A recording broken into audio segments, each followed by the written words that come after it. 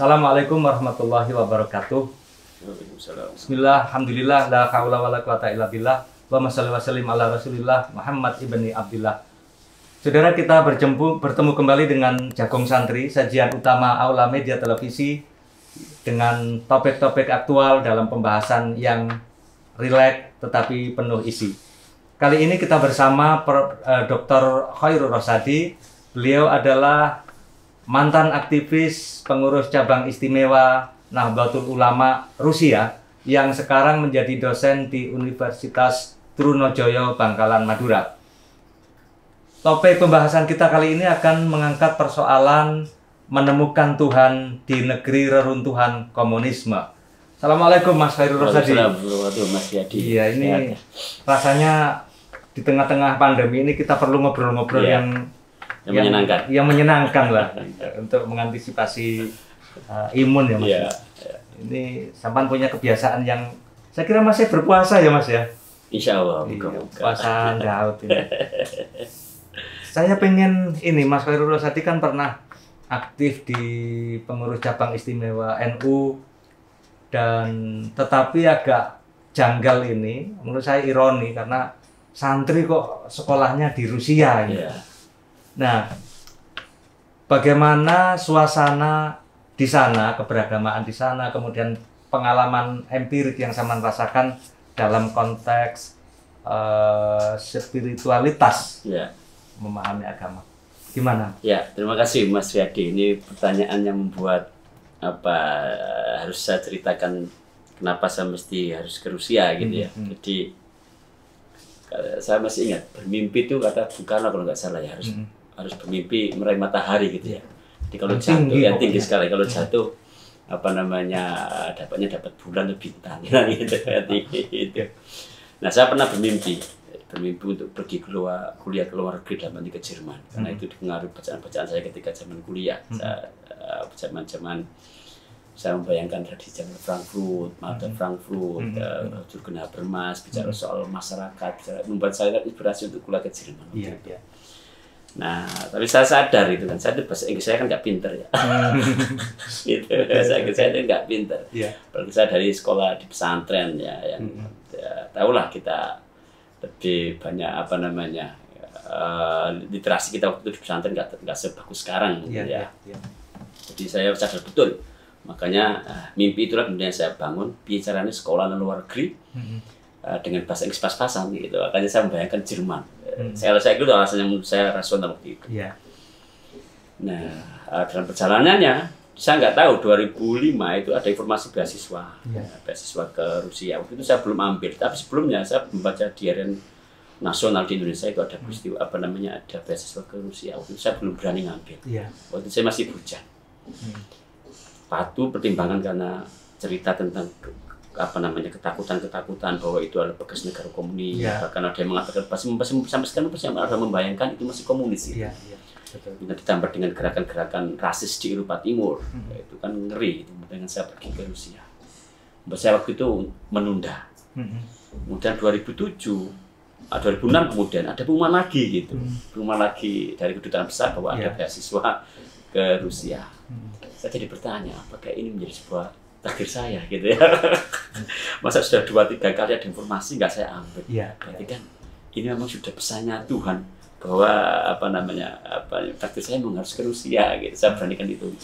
Akhirnya saya memberanikan diri daftar ke kedutaan besar Rusia untuk memperoleh beasiswa. Waktu itu proposal riset saya tentang bagaimana gerakan Islam di Rusia. Jadi waktu itu saya sudah membayangkan itu.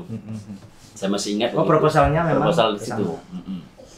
Waktu untuk diterima tidaknya itu loh Mas. Jadi kalau S3 di Rusia itu kan untuk S3 itu harus merepresentasikan riset apa yang ingin dilakukan di sana. Karena saya merasa punya background santri, saya merasa senang sekali dengan dunia Islam. Saya membuat sebuah judul disertasi waktu itu adalah gerakan Islam di Rusia. Waktu itu yang saya adalah Pak Wan Zainuddin. Wan Zainuddin dosen pasca Unila UIN Lampung, generasi pertama teman-teman yang dapat beasiswa ke Rusia setelah Soviet. Saya jabarkan waktu itu. Saya ketika ditanya, kamu bisa bahasa Rusia nggak? Oh nggak bisa. bisa bahasa Arab, ya dikit-dikit lah bahasa Arab, karena benar santai. Iya.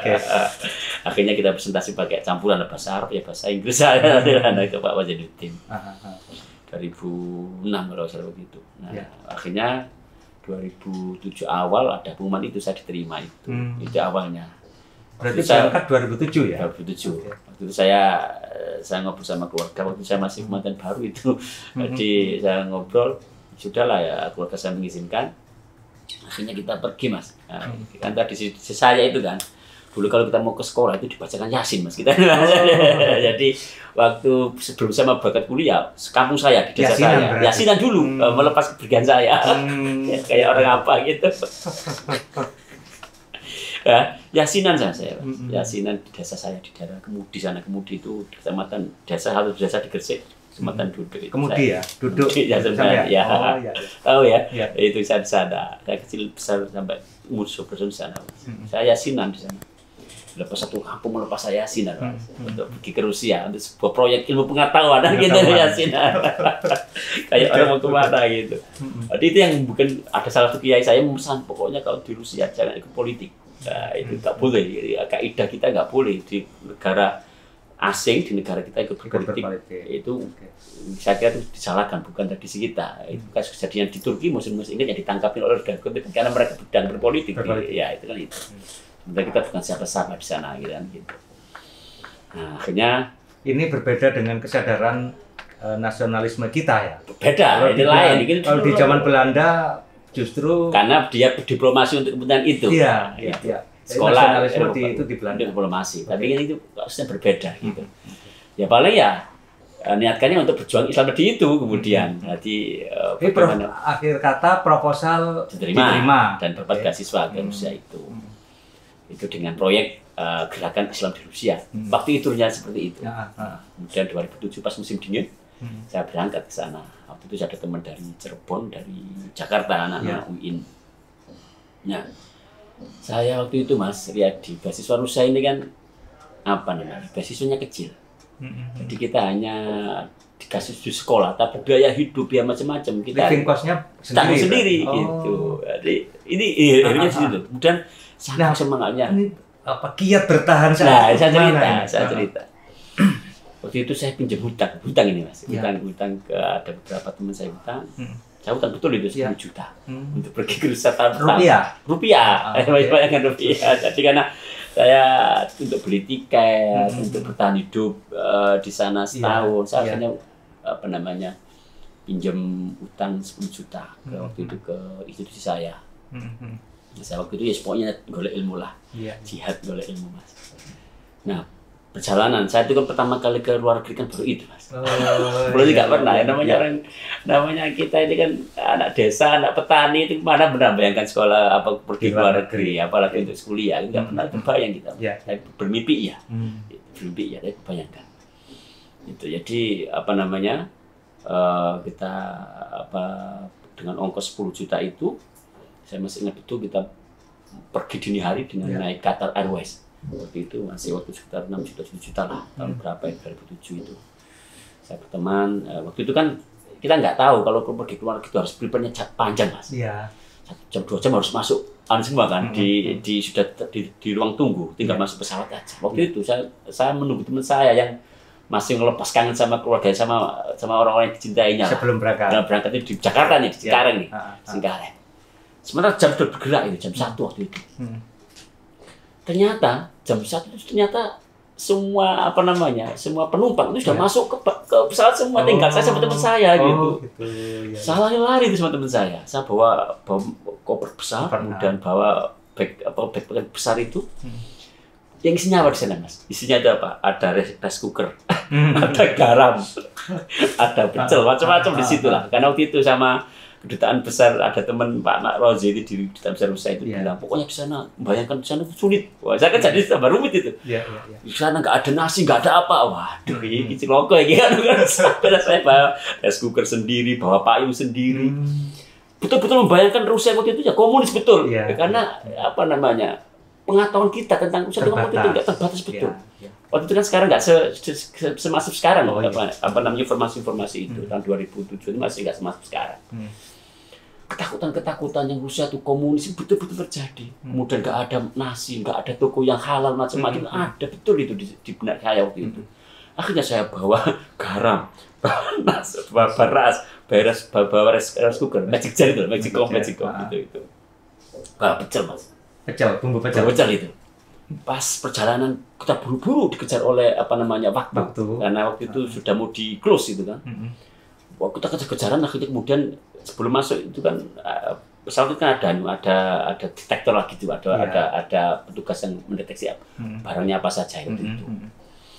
Ketika dicek barang saya nggak lolos semua mas. Gimana nggak lolos semua? Ada rice cooker, ada beras, ada garam, ada pecel. Wah, saya kan waktu itu panik. Teman saya udah masuk tuh, tinggal saya sendiri di situ. Saya juga mikir, teman saya kok nggak nunggu saya juga gitu. Cari amat sendiri lah waktu itu. Nah ternyata dalam situasi kekalutan, saya dibilang sama petugasnya, sudah barangnya bapak ditinggal. Atau kemudian barangnya masnya harus dibayar, diganti. Berapanya? $400. Saya bayangkan, saya punya waktu itu $1000, $10 juta. Sudah tak bayar aja $400. Tak bayar dengan, gak mikir tak bayar, karena saya ditunggu oleh pokoknya barang terbawa. Betul mas, $400 apa $600 lah, iya $400. Terus saya bayarkan Anda untuk sebuah rice cooker sama pecel gitu. Nah, ketika saya naik pesawat sudah take off gitu, sudah landing ya, sudah terbang landing itu, saya baru nyadar, ternyata uangnya saya tadi $400 ya. Itu kan sadarnya ketika di pesawat itu, uang itu kan berarti kan saya nanti tinggal uang $600 itu, $600 kan, artinya kan uang gede, 4 juta waktu itu, 4 lebih. Saat itu saya nangis betul itu di pesawat, saya menjadi betul. Saya waktu itu merasa, gila, saya ada sesuatu yang membuat membuat saya tersadar bahwa selama ini kemudian perjalanan saya waktu di Indonesia itu, waktu itu saya harus mengakui bahwa banyak kisah di Indonesia yang kemudian barangkali nggak terpikirkan oleh saya, itu muncul semua di pesawat mas. Saya pasti coba ingat anak saya, ingat orang tua saya, ingat hal-hal yang buruk-buruk di masa di Indonesia lah, di pesawat itu saya nangis mas, nangis betul itu waktu itu. Wih, saya hanya punya uang $600 yang hanya untuk biaya hidup ya, untuk biaya hidup dan untuk biaya asuransi di sana, untuk biaya penjemputan. Jadi kita dijemput waktu itu, dijemput oleh tim dari Rusia, dijemput itu ada biayanya. Singkat cerita, ketika sampai di Moskow, nangis saya itu gak berhenti sampai saya di Moskow mas. Saya tidak betul-betul menangis. Kalau teman saya, kamu kenapa nangis? Saya nggak bisa cerita waktu itu. Antara mangkel dengan teman saya meninggalkan saya. Yang ditunggu lama. Tapi dia malah meninggal saya. Itu mangkel betul itu. Iya. Terus nyampe sana Desember akhir tahun ya gitu. Sudah nyampe sana. Singkat cerita perjalanan 8 jam sampai di Arab, kemudian 4 jam sampai ke Moskow itu sekitar 12-13 jam lah. Saya betul-betul menangis menangis betul. Itu setelah kemudian saya mulai refleksi ya, mulai evaluasi, mulai mengevaluasi perjalanan hidup saya gitu. Sampai pada kesimpulan pertanyaan, apakah saya betul sekolah ke Rusia gitu. Jangan-jangan ini nggak benar saya kuliah ke Rusia ini mas, betul. Wah ini nggak benar betul ini kayak gitu. Saya hampir mau pulang itu. Sampai sana, sampai di Moskow, salju turun mas, Desember itu kan masih salju turun di Moskow. Dingin berarti ya? Dingin sekali mas. Pertama kali saya langsung sujud itu di lapangan Bandara Domo duduk itu sujud, Tuhan ini betul nggak? Tanahmu ini. Saya bilang, waktu itu saya disebut oleh Maxim ini pemuda Rusia lah, hanya gondrong gitu. Saya naik motor tua, mobil tua gitu. Kalau nyebut Maxim, kayak kok ingat Maxim Gorky. Iya itu betul, itu nama-nama Rusia. Nama-nama Rusia. Maxim itu, yang betul itu namanya gondrong gitu. Kita ngobrol pakai bahasa Inggris, kata bilang waktu itu. Intinya dia nggak mau pakai bahasa Inggris dia. Bahasa Rusia, bayangkan saya nggak bisa apa-apa, jadi dipaksa bahasa Rusia. Dia ngomong bahasa Rusia. Ketika saya bilang kamu bisa bahasa Inggris nggak? Dibalik sama dia. Kamu bisa nggak bahasa Rusia? Gengsi sendiri ya kalau bahasa mereka. Itu yang saya bilang, Rusia itu punya di situ.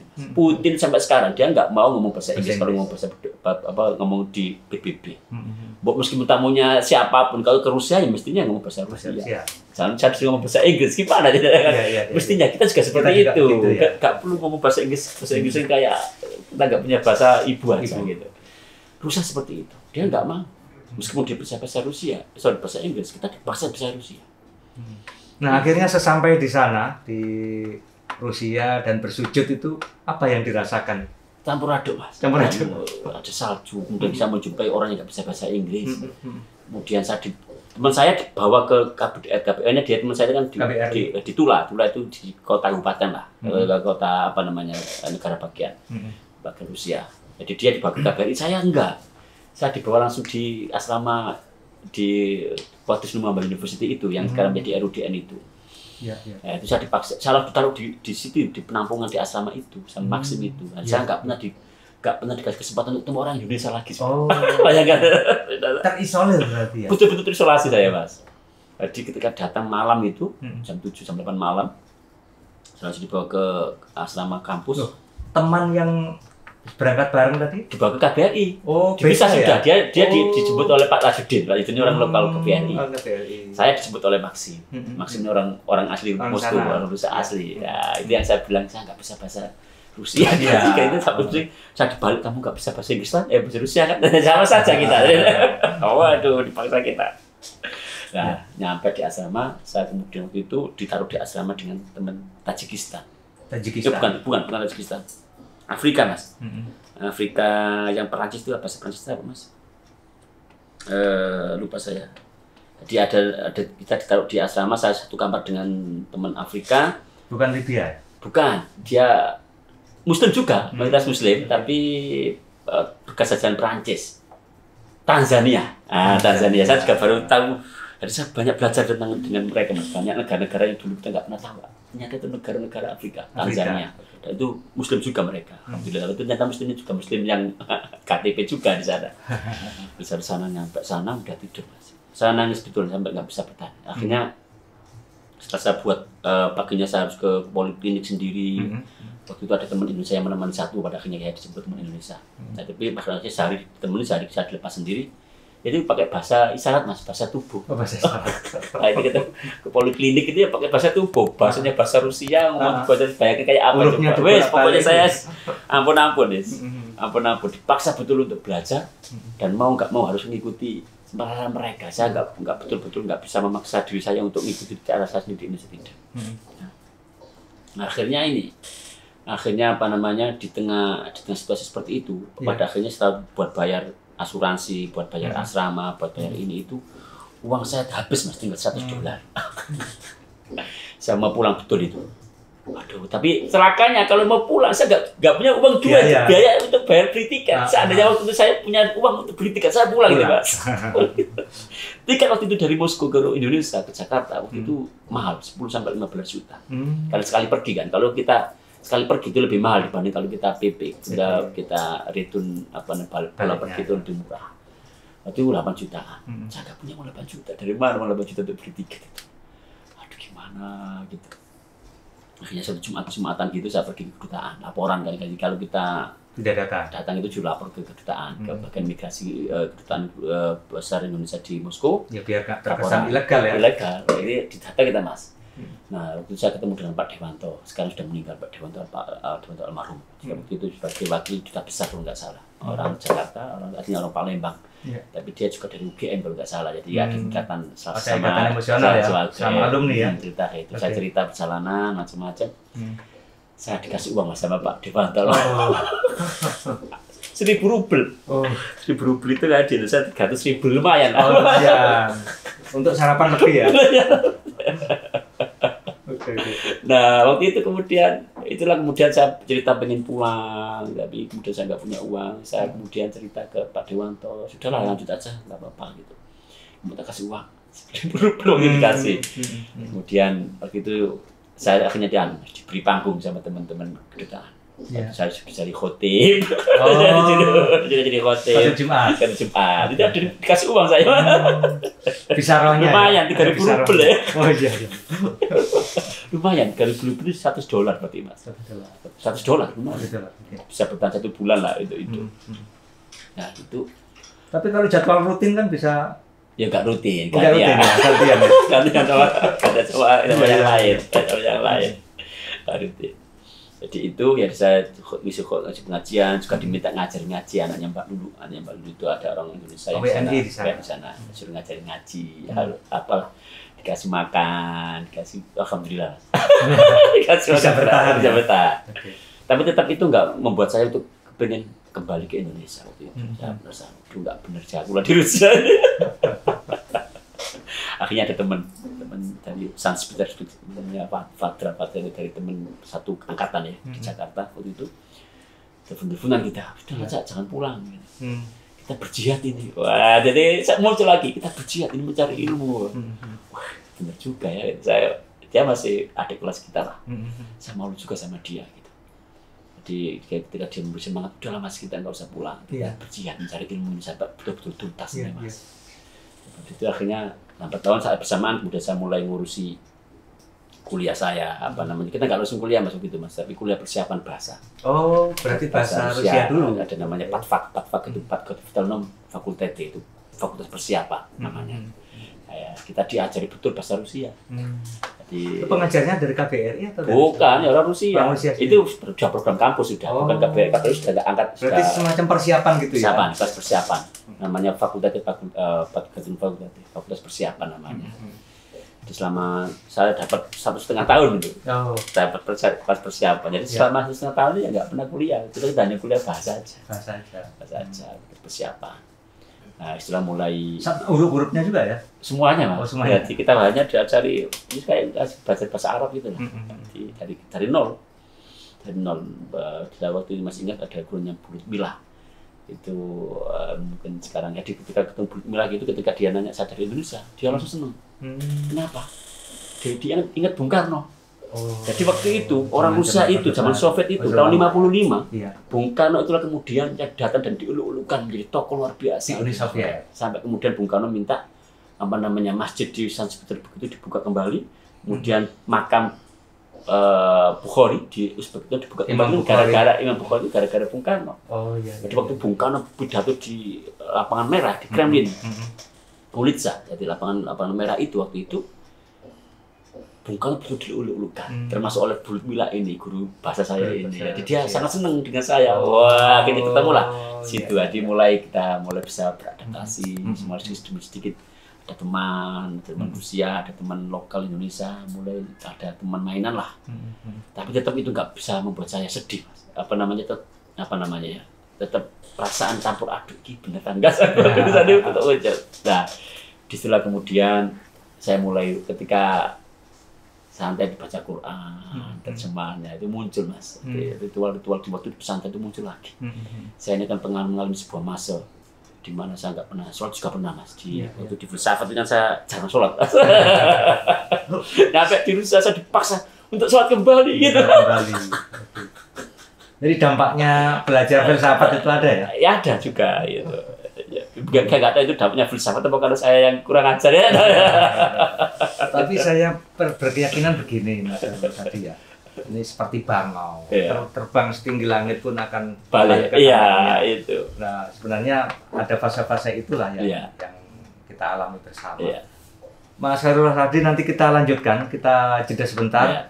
Sampean boleh tidak ngopi, tapi saya boleh menikmati kopi sama puasa ya. Saudara, kita lanjutkan sesaat lagi.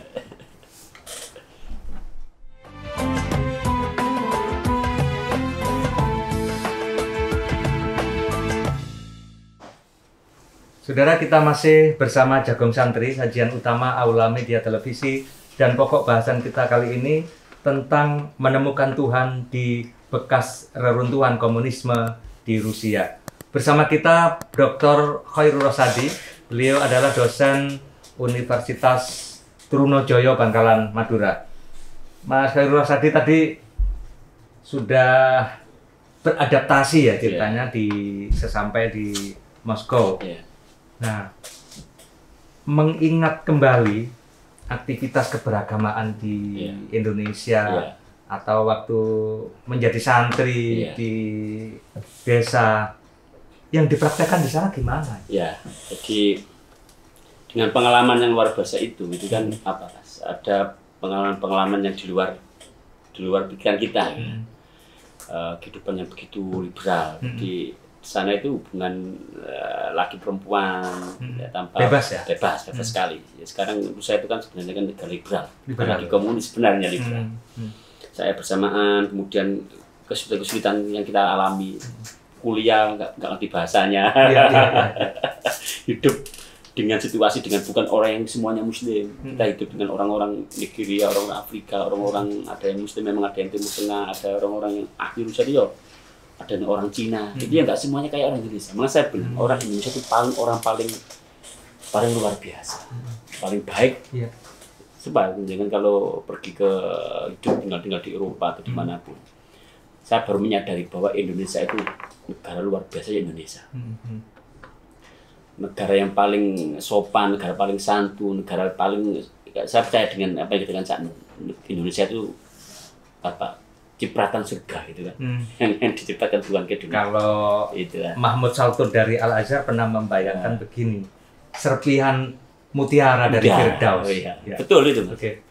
Saya bisa menangkap Indonesia justru saya ketika di Rusia. Dan saya juga menemukan kembali Tuhan di Rusia. Kenapa saya bilang? Karena persoalan-persoalan kesulitan, persoalan-persoalan pengalaman hidup dengan orang di luar Indonesia. Dengan orang-orang non-Muslim, dengan orang-orang yang brengsek, orang-orang di sana itu Mas, orang ngabis maaf ya ke belakang, ke toilet itu, gak disiram. Nah, ini saya cerita. Itu buat saya kaget.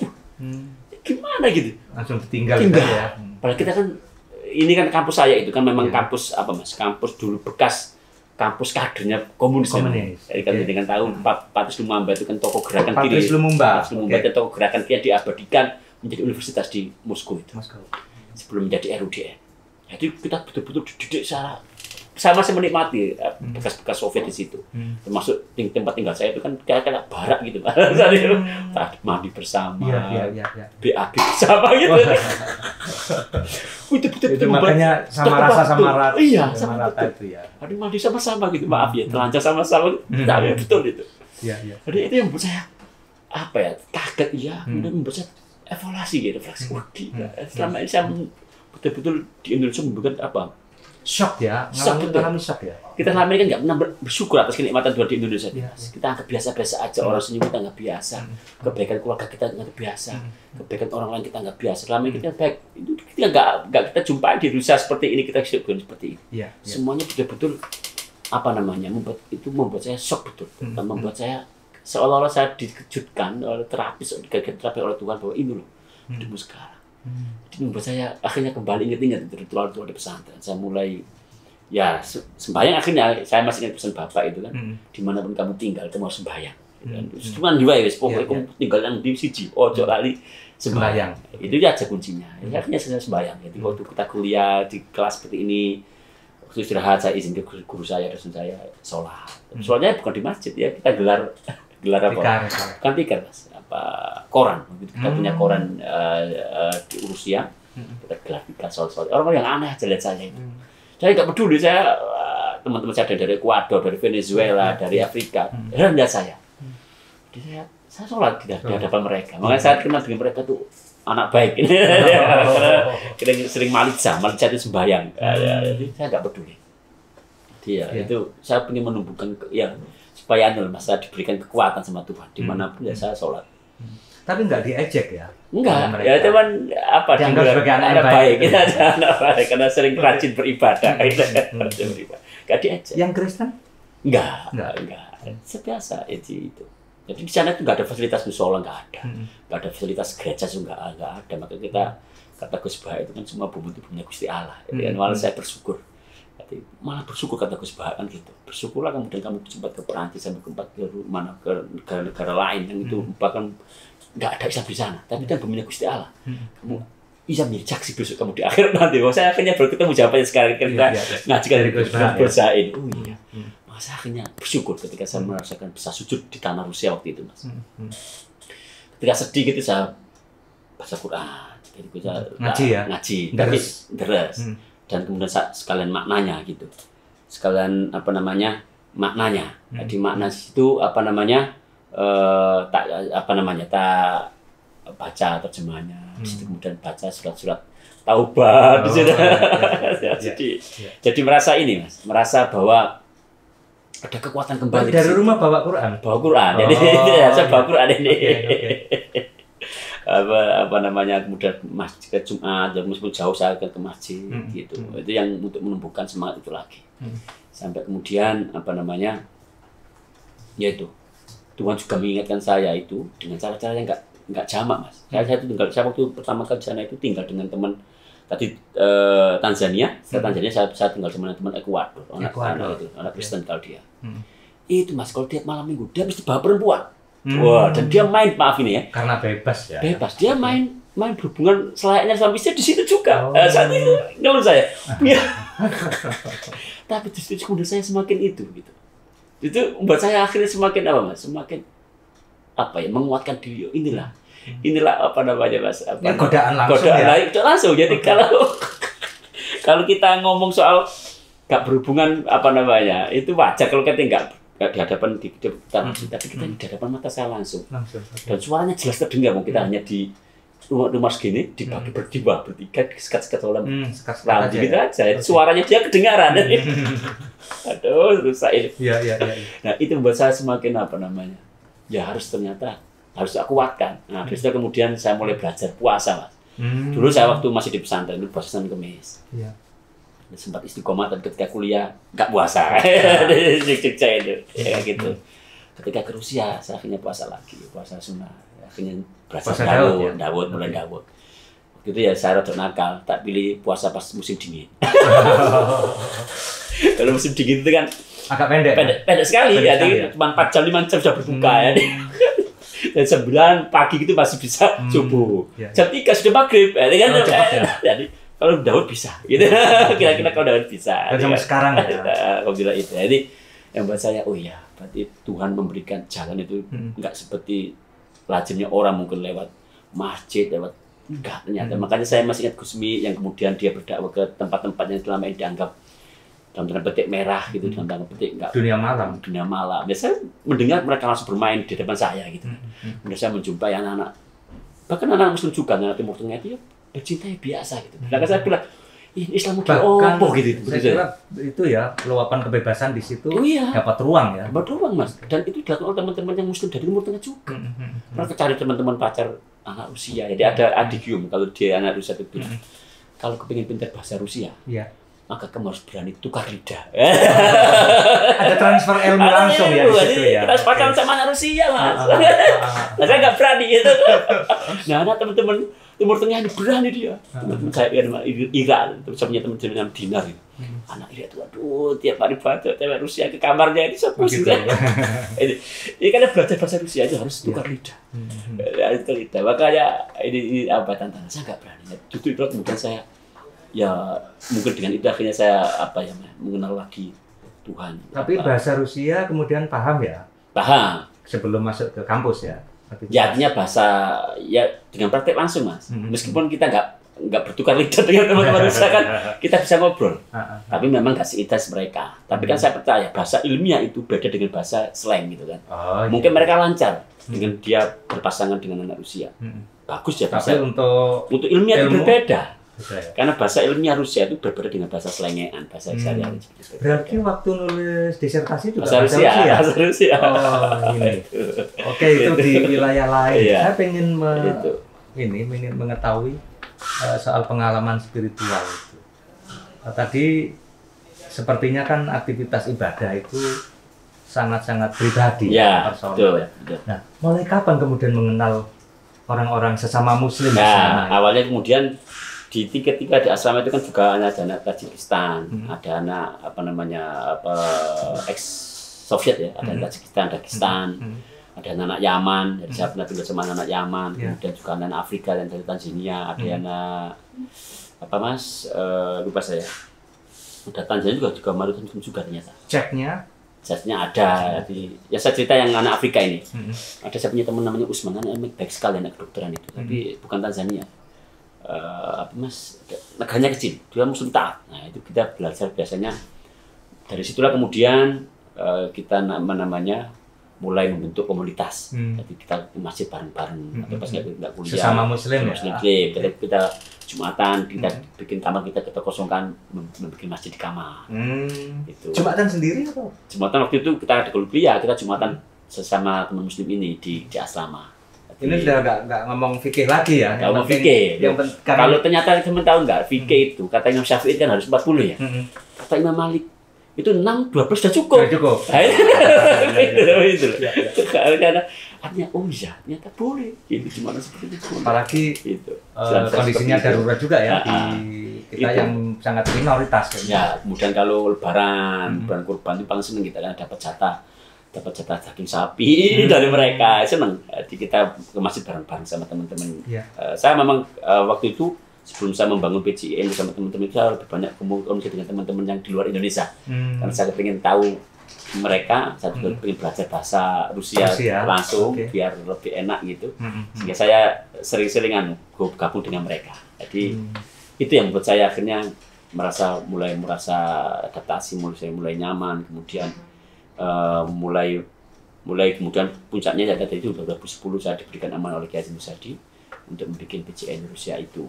Itu 2009, proses 2009 kita ketemu di kedutaan, ada acara dialog intervidian keimanan itu, dan kemudian SK-nya turun 2010 dengan tanda tangannya Kiai Syahal dan Kiai Haji Musadi itu. Setelah kemudian sudah mulai kemudian saya aktif di Permira itu Persatuan Mahasiswa Rusia. Permira ya? Permira Persatuan Mahasiswa Indonesia di Rusia. PPI-nya lah, saya jadi ketua PPI, makanya saya sempat ke Belanda ketemu dengan teman-teman ex-MAI di Belanda itu gara-gara Permira itu. Ya, dan mulai jadian Mas. jadi lebih luas pergaulannya ya. Seperti itu. Alhamdulillah ya, banyak kejadian yang nggak mungkin saya cerita di sini, nggak bakal waktu cukup Mas. Saya, ya tadi itu dengan kebebasan yang begitu yang begitu nyata dan itu di depan mata kita dan kita pun bisa melakukannya kalau mau. Itu membuat keimanan kita diuji. Kemudian muncul tradisi-tradisi di santai, terus munculkan lagi ngaji, kemudian baca Al-Mulk, kita ngaji sampai hari bilang wah ini anak baik ini. Kalau di kita punya tradisi misalkan ziarah ke makam ulama, pernah nggak di sana ada? Karena jauh Mas Riyadi. Ya kalau makam pernah, tapi bukan konteks ziarah tiap Kamis tidak. Itu ada anaknya teman kita yang meninggal, kita ikut menguburkan. Ya, anaknya Mas Nanang orang Indonesia yang muda menikah sama orang Rusia. Anaknya kecelakaan, kemudian kita ikut mengantar makamkan di Islam Muslim juga di sebuah makam umum. Iya, gitu ya sama dengan tradisi kita. Nah, di waktu itu dimakamkan kita juga ikut. Itu aja pengalaman ziarah. Dan ziarah ke tokoh-tokoh Muslim saya belum pernah karena Bukhari itu kan jauh ya di Uzbekistan, di kota Bukhara. Makanya disebutkan sebagai Imam Bukhari itu kan karena di Bukhara itu namanya. Amna sendiri bukan Bukhari kan, saya lupa namanya. Tapi karena dia berasal dari kota Bukhara, kemudian kayak Kiai Nawawi Al-Bantani dari Banten gitu ya. Bukhari itu saya belum pernah karena itu harus 2-4 jam Mas.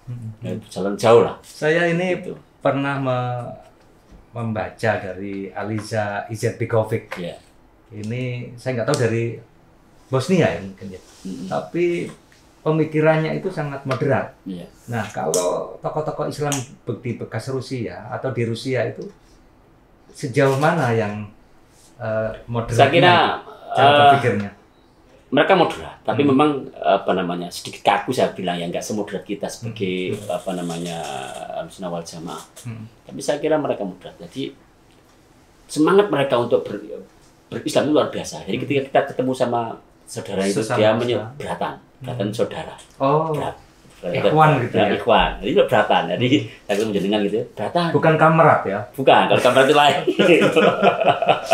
Ini beratan. Beratan sebutan jatah kalau sebut beratan berarti dia Muslim ini. Kalau kamras komunis. Kalau kamrat itu kan sebutan untuk pemimpin komunis. Kamrat di Aidit. Nah iya. Kalau kita beratan lah. Kalau ketemu beratan, yaudah. Ketemu teman-teman Dagestan, ketemu Chechnya, ketemu teman Timur Tengah itu kita merasa dilindungi oleh mereka. So, luar biasa mereka dengan Indonesia. Persaudaraan terasa muncul luar biasa. Makanya saya jadi ingat petinju kita itu siapa kemarin? Habib Norma di itu dari Dagestan itu, dari Dagestan itu, kemudian gitu tuh. Solidaritasnya pada sesama muslim itu luar biasa. Makanya dia sering menyebut alhamdulillah di depan pabrik bagi dia itu dakwah itu. Jadi saya menunjukkan identitasnya dia. Orang bisa seperti itu kalau brand muslim. Dia nggak malu, nggak takut. Jadi luar biasa. Kalau kita makan biasa bareng-bareng di masjid kita makan roti, makan apa namanya baton roti. Bareng diajak bareng-bareng. Kayak mayoran gitu ya. Iya, jadi ya saya Habib itulah dia alhamdulillah itu lihat bayangkan dia tuh bagi dia tuh kebanggaan di atas dia. Nah kira-kira seperti itu orang Islam di Rusia sampai waktu itu dan saya kira sampai sekarang ini saya bilang hero-nya luar biasa. Mereka moderat tapi ketika dia disinggung sedikit keislamannya dia akan menjadi liar, menjadi sangat ekstrem. Bukan ekstrem ya kayak militansinya Habib muncul kayak Habib itu kan ketika habis selesai tarung sama Josa apa itu, dia mengejar itu ya. Seperti itu. Dia bertahan betul atas nama agama. Tapi nggak sampai ngebom. Tapi kalau perangnya sendiri di Dagestan, di Cek yang ngebom itu.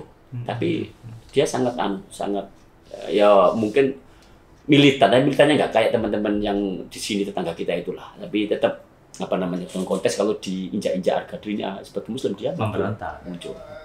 Itu. Iya. Yang paling berkesan di Rusia itu dalam konteks keberagamaan apa yang zaman rasakan? Ya pengalaman kita. Saya sholat di kamar, teman saya Kristen, ya it's okay, nggak ada masalah, dia nggak bisa terganggu. Sama juga ketika dia bawa perempuan ke kamar, ya saya nggak bisa terganggu kan, gitu kira-kira seperti itu. Cuek aja. Jadi itu urusanmu ibadah, kemudian bawa perempuan urusan masing-masing. Itu. Jadi masjid itu waktu kita bikin ya.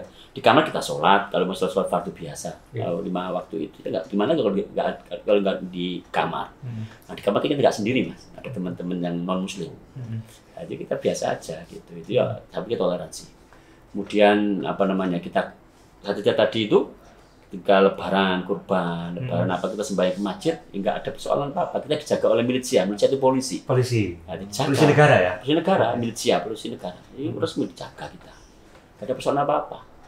Jadi ya fan-fan saja. Gereja pun saya cerita masjid Tatar itu di kedutaan besar kita itu dekat dengan gereja Ortodok.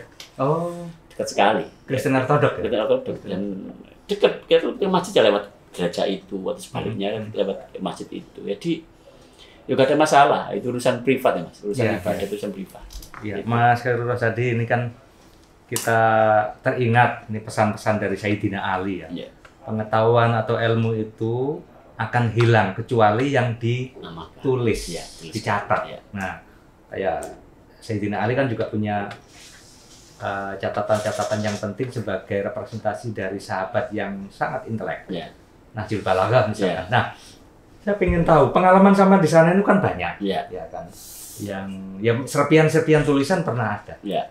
Sebenarnya apakah ada keinginan untuk dibukukan gitu loh? Sebenarnya sudah ada satu mas, yang judulnya Cinta, Vodka dan Bunga itu. Tapi itu saya nulis dengan Pak Aji ini diplomat, jadi dia ngajak. Ini sudah ada satu. Yang kedua sebenarnya sudah saya siapkan buku. Itu kayak novel lah. Tapi saya nggak pede. belum saya. Tapi saya pengen menuliskan pengalaman yang khusus tentang beragama ini yang lebih menarik karena saya punya itu. Saya mesti salahnya Mas Riyadi juga. Untuk mendokumentasikan pengalaman bagaimana PCI juga di sana itu saya penting karena pengalaman awal ya artinya rintisan-rintisan soal pengurus cabang istimewa NU saya kira ini juga perlu dituturkan. Nah dokumentasi untuk penuturan ini kan sangat penting. Di samping juga sumber lisan yang perlu yang disampaikan. Insya Allah Mas Riyadi, Insya Allah itu supportnya ini ada rencana ke sana meskipun yang sudah ready ini yang tentang secara umum ya tentang belajar sosiologi di Rusia itu sudah siap. Tapi itu lebih ke novel sebenarnya.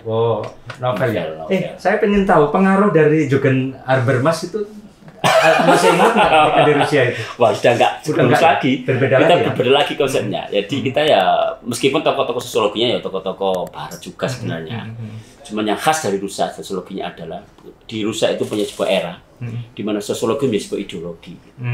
Bukan sebagai ilmu pengetahuan biasa tapi menjadi sebuah ideologi. Makanya itu kenapa kemudian sosiologi pernah dilarang di Soviet saat itu. Makanya buku-buku yang impor dari Barat itu sangat minim waktu itu. Tapi sekarang sudah enggak. Sekarang ya Rusia ya kayak negara-negara Eropa Barat lainnya mas, ya negara-negara kapitalis. Sama. Kapitalis. Jadi Kapitalis. sastra tertarik dari sastra di Rusia saat itu? Oleh sastrawan Rusia misalkan? Waktu itu ya ini Pushkin. Saya waktu itu kita belajar belajar bahasa Rusia kalau itu. Solzhenitsyn? Wah itu malah saya belum kenal ya. Kalau yang jelas dikenalkan karena yang paling Chomsky. dikenal Chomsky. Noam Chomsky, kemudian Pushkin. Karena waktu di kelas itu kita, jadi ini yang saya bilang, di Rusia itu meskipun anak kelas SD, kita sudah diajarkan diwajibkan membaca buku-buku karya sastra. Satunya Pushkin. Nah Pushkin itu di kita belajar bahasa nih untuk orang asing. Ya diajarkan kisah-kisah Pushkin. Untuk belajar teks Rusia itu ya pakai karya-karyanya Pushkin. Salah satunya. Gitu. Sehingga kita kenal sedikit banyak tentang Pushkin. Kemudian Tolstoy. Saya pernah nulis Tolstoy itu di Jawa Pos, Mas. Tahun 2008 kalau 9. Waktu di Ruang Putih itu. Saya pernah nulis Tolstoy. Itu berdiri edisi Minggu ya? Iya, edisi Minggu. Banyak yang lacak itu di Jawa Pos waktu itu. Pernah aja itu salah satu saya bertahan hidup di Rusia kayak gitu. Nulis kayak gitu. Gitu. Ya saya doakan bisa diselesaikan Amin. Mas dari Rusadi dan bisa mengamalkan ilmu dari Rusia, Rusia yang dan kemudian bisa membangkitkan gairah teman-teman santri di Indonesia sekarang. Saya punya catatan Mas, kapan hari itu ada santri dari Kiai Asyad Pajat, Sabidin Halim. Dia mau ke Rusia, ada 3 anak, 4 anak bahkan. Ya. Amanatul Ummah ya? Amanatul Ummah, betul. Saya nggak tahu dari mana, dia kemudian mencari saya untuk belajar bahasa Rusia. Jadi mereka ini tinggal sekian bulan di rumah saya, di jalan sini. Untuk belajar bahasa Rusia. Dan sekarang alhamdulillah sudah pergi ke Rusia. Saya bilang ke dia, saya akan ngasih ilmu saya gratis bahasa Rusia. Kalau kamu jadi aktivis PCI Indonesia, oh siap Mas. Ya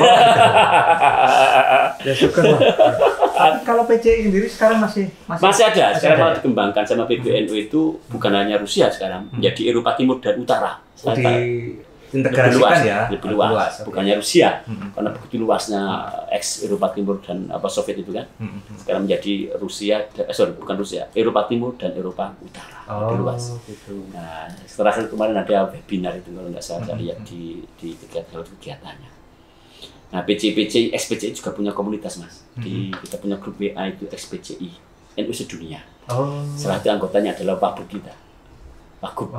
Pak Emil Dardak, itu kan PCI Jepang ya, PCI Jepang. Ada itu di salah satunya ada Pak Wagub itu. Jadi komunikasi masih terjalin ya sekarang ya. Mudah-mudahan untuk ke depan juga bisa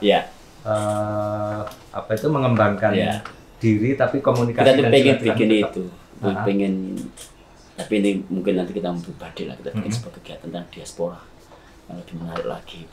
Diaspora santri ya, itu dasar itu. Ya, sangat penting itu Mas. Jadi untuk diketahui publik, dan mudah-mudahan dengan perbincangan kita kali ini juga membangkitkan semangat santri bahwa menempuh ilmu itu tidak hanya pada satu negara tertentu, tapi dimanapun kita juga berkesempatan untuk mencari ilmu. Kata Gus Bah itu. Karena bumi Allah kan terbentang luas. Oke, di mana-mana adalah bumi Allah. Dan di mana-mana bisa kita jadikan sebagai sajadah kita untuk sembahyang. Betul. Terima kasih Mas Hadi. Mas Riyadi. Mohon maaf di tengah kesibukannya mengajar dan rapat-rapat di kampus harus kita ganggu untuk meluangkan waktu di Aula Media Televisi. Saudara, kita sudahi pertemuan kita hari ini, dan kebetulan tadi mengambil topik spiritualitas atau menemukan Tuhan di reruntuhan negara komunis bersama Dr. Khairul Rosadi. Saya sudahi pertemuan kita dan mohon maaf atas segala kekurangan. Kritik dan saran bisa disampaikan ke kami, ke Aula Media Televisi. Kita sudahi, wallahu muwaffiq ila aqwamit thoriq. Assalamualaikum warahmatullahi wabarakatuh. Waalaikumsalam.